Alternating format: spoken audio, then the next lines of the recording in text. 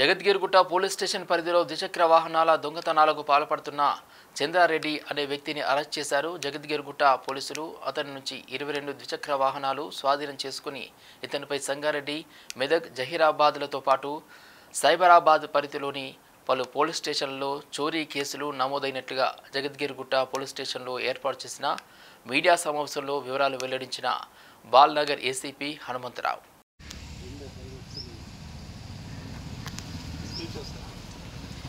లోపల కూకున్నా వస్తారేమో అని సంతోష్ అందరూ కెమెరా సైడ్ చూడండి. Okay sir.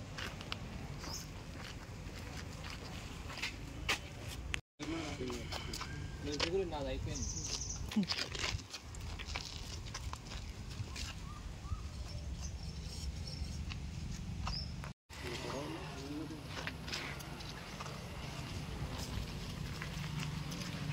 ఇది జగద్గిరిగుట్ట, అదేమో బొల్లారం. ఒకటి